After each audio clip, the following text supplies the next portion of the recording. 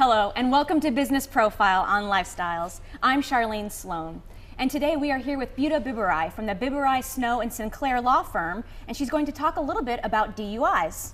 Good morning, Buta. Good morning. Thank you for having me. So DUI is not an exciting, peaceful topic. It's a little scary. What do you have to tell us about it? It is very scary because honestly it crosses over every socioeconomic class, and it can happen to anyone, including anyone here or anyone watching.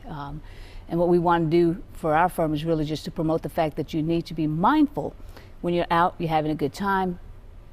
Monitor what you're doing. Monitor what you're drinking, and the fact that any amount of alcohol can actually decrease your ability to be able to respond accordingly. If you are unfortunate enough to get stopped for a DUI, then there's certain advice that we would like for you to keep in mind as well.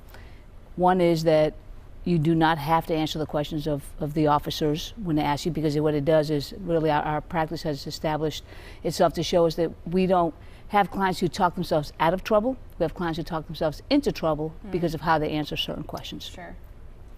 Part of that is if the officer is asking, have you had anything to drink, you can choose to respectfully not answer.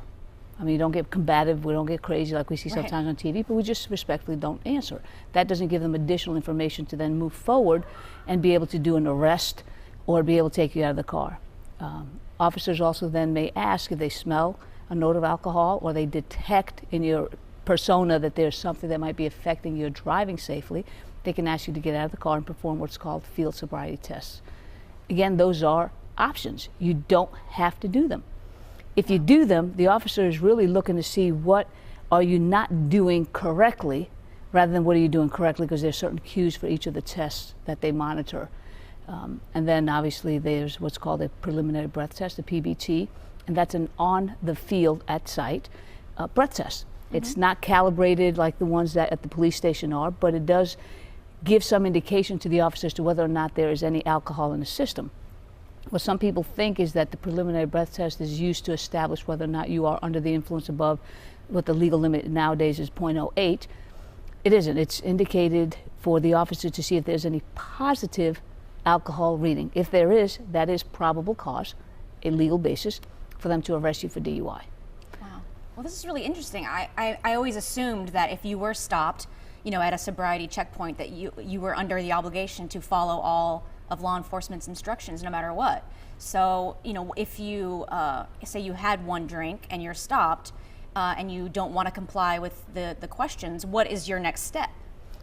As I indicated before, you can just respectfully decline. You have to give them your driver's license. You have to give them the identification. If they tell you to pull over, you pull over. As I said, we're not encouraging anybody to do anything that would invite any sort of hostility on either side.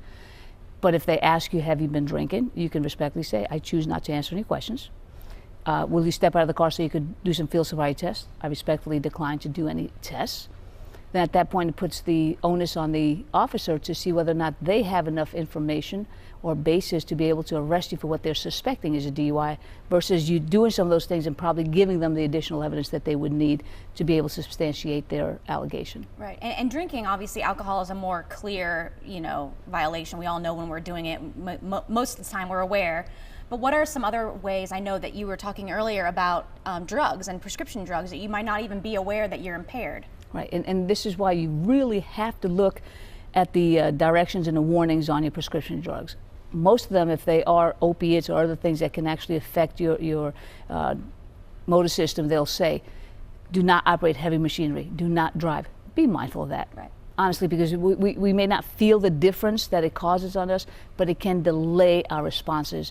And a lot of times with these driving accidents or things that occur, it's not even the driver who is at fault, the one that's being charged, but may have changed how they responded to the others' driving behaviors that may have prevented an accident or an injury. Sure. And that's what we feel is really one of the biggest goals that we have, is trying to educate people, be mindful.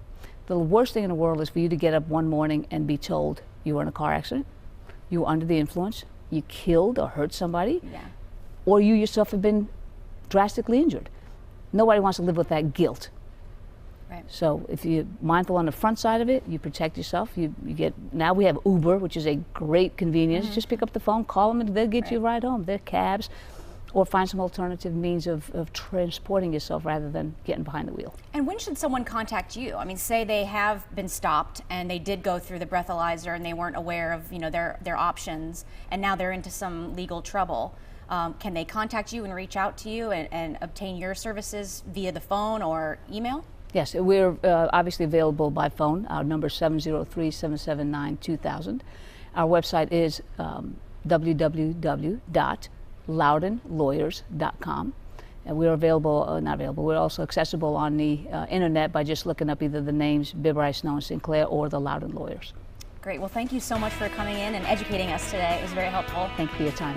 And thank you for watching us on Business Profile on Lifestyles.